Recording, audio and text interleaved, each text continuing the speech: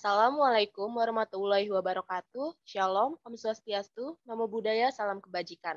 Kami dari Universitas Bayangkara Jakarta Raya, Fakultas Ekonomi dan Bisnis, Program Studi Akuntansi, mata kuliah Akuntansi Sektor Publik ingin menyampaikan diseminasi pembelajaran akuntansi sektor publik dengan kelompok kami yang terdiri dari Anissa Cahya, Dian Puspita, Febi Khairunisa, Hilda Widya, Kori Afifah, Nurul Habibatun, Rofiqoh Nur, Sylviana Fitri, Siwi Nurhayati, dan Samara Fatina. Untuk materi selanjutnya akan dijelaskan oleh Febi Khairunisa. Materi pertama yaitu pengantar akuntansi sektor publik. Sektor publik merupakan pemerintah dan unit-unit organisasinya, yaitu unit-unit yang dikelola pemerintah dan berkaitan dengan hajat hidup orang banyak atau pelayanan kepada masyarakat seperti kesehatan, pendidikan, dan keamanan. Selanjutnya ada karakteristik akuntansi sektor publik. Yang pertama sangat kompleks, kedua domain luas, ketiga ketidakpastian, dan yang keempat multifungsional. Lalu ada struktur akuntansi sektor publik. Yang pertama birokratis, kedua kaku, dan yang ketiga hierarkis atau berjenjang. Salah satu yang paling terkenal sumber dana pemerintah adalah dari pajak, retribusi, dan semacamnya, sehingga sumber dananya berasal dari publik. Peran akuntansi sektor publik. Yang pertama, proses pertanggungjawaban mencakup semua laporan mengenai realisasi anggaran dan kegiatan. Yang kedua, proses manajerial mencakup perencanaan, penganggaran, dan ratifikasi anggaran. Selanjutnya, entitas akuntansi pemerintah. Yang pertama, entitas pelaporan, yaitu unit dalam struktur pemerintah pusat atau daerah yang terdiri atas satu atau lebih entitas akuntansi yang menurut ketentuan perundang-undangan wajib menyampaikan laporan keuangan. Yang kedua, entitas akuntansi, yaitu unit pemerintah pengguna anggaran yang berkewajiban menyelenggarakan akuntansi dan menyusun laporan keuangan untuk digabungkan pada entitas keuangan. Materi kedua yaitu negara dan akuntansi sektor publik. Undang-Undang Nomor 17 Tahun 2013 tentang perumusan keuangan negara dari sisi objek, subjek, proses, dan tujuan. Keuangan negara dari sisi objek adalah yang pertama, hak dan kewajiban negara yang dapat dinilai dengan uang, termasuk kebijakan dan kegiatan dalam bidang fiskal moneter dan pengelolaan kekayaan negara yang dipisahkan, serta segala sesuatu berupa uang maupun barang yang dapat dijadikan milik negara berkaitan dengan pelaksanaan dan hak kewajiban tersebut. Kedua, subjek.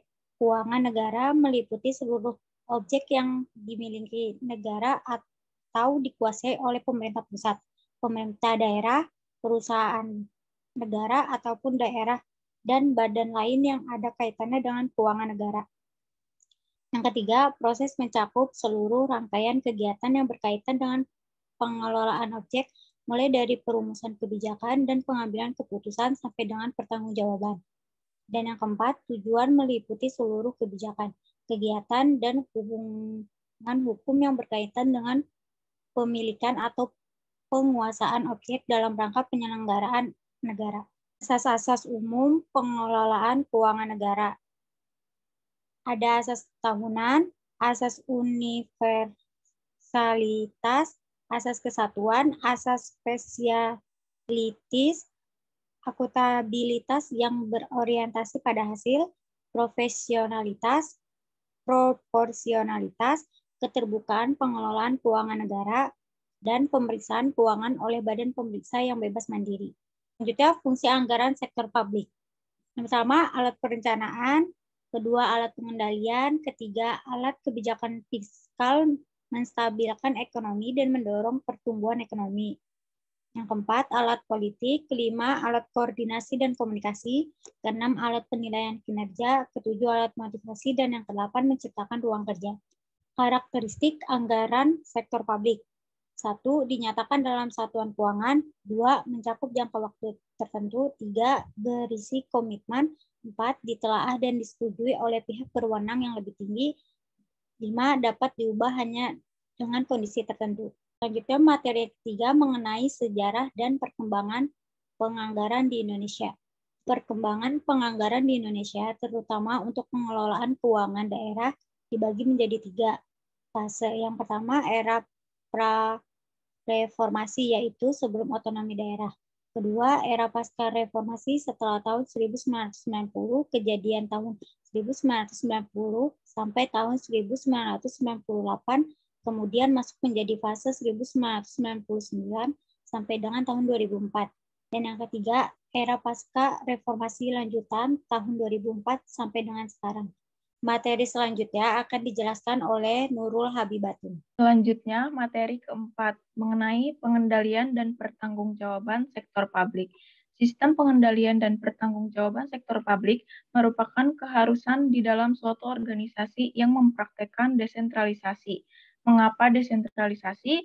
Karena ada reformasi yang menuntut salah satunya adalah tidak lagi mempraktekkan sentralisasi, tapi menjadi desentralisasi.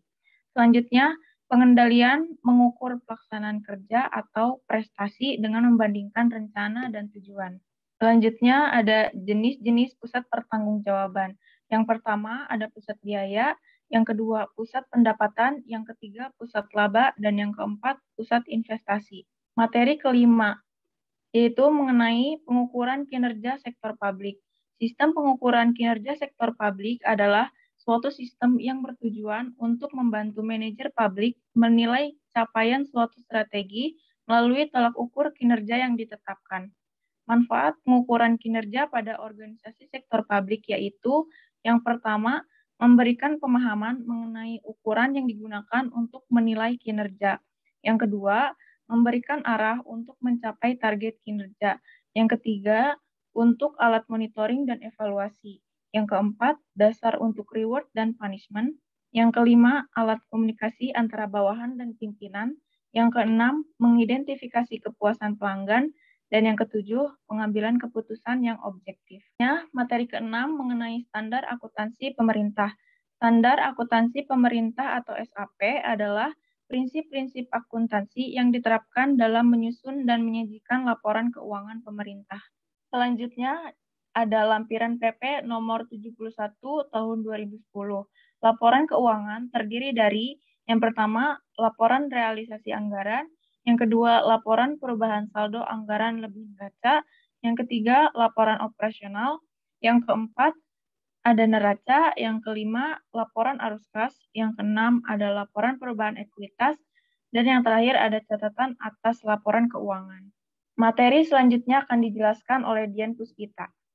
Baik, selanjutnya pada materi 7 terdapat basis kas dan tantangan basis akrual. 2 basic akuntansi itu, yang pertama ada akuntansi berbasis kas, transaksi tidak diakui atau dicatat sampai transaksi tersebut secara kas benar-benar diterima atau dikeluarkan. Yang kedua ada akuntansi berbasis akrual, mengakui transaksi dan peristiwa pada saat transaksi dan peristiwa tersebut terjadi. Selanjutnya, ada menurut Madiasmo pada tahun 2009 menyatakan bahwa dengan basis kas, tingkat efisiensi dan efektivitas suatu kegiatan, program, atau aktivitas tidak dapat diukur dengan baik.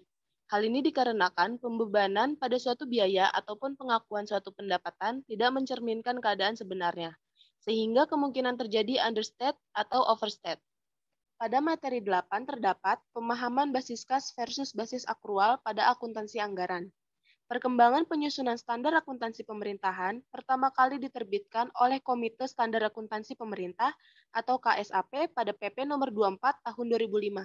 Sistematika standar akuntansi pemerintah berbasis akrual yang ditetapkan pada PP nomor 71 tahun 2020 yang terdiri atas kerangka konseptual akuntansi pemerintahan dan pernyataan standar akuntansi pemerintahan atau PSAP yang terdiri dari yang pertama, penyajian laporan keuangan anggaran berbasis kas, yang kedua, laporan arus kas, yang ketiga, catatan atas laporan keuangan, yang keempat, akuntansi persediaan, yang kelima, akuntansi investasi, yang keenam, akuntansi aset tetap, yang ketujuh, akuntansi konstruksi dalam pengerjaan, yang kedelapan, akuntansi kewajiban atau perubahan estimate akuntansi dan operasi yang tidak dilanjutkan, yang kesembilan, laporan keuangan konsolidasi, dan yang kesepuluh ada laporan operasional.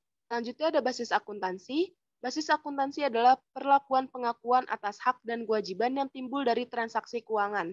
Terdapat dua basis, yaitu basis kas dan basis akrual. Meskipun PP nomor 71 tahun 2010 dinyatakan sebagai SAP berbasis akrual, namun sebenarnya basis akuntansi yang digunakan tidak sepenuhnya berbasis akrual. Pada materi 9 terdapat arti penting PSAP. Tujuan pernyataan standar yaitu mengatur penyajian suatu laporan keuangan untuk tujuan umum.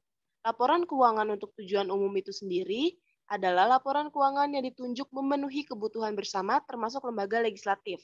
Tujuan pernyataan diatur pada PP Nomor 71 Tahun 2010 menyatakan laporan keuangan untuk tujuan umum disusun dan disajikan dengan basis akrual.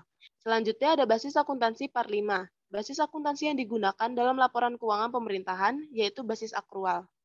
Selanjutnya ada tujuan khusus laporan keuangan untuk menyediakan informasi mengenai posisi sumber daya ekonomi, penggunaan sumber daya ekonomi, dan ketaatan realisasi pada anggaran.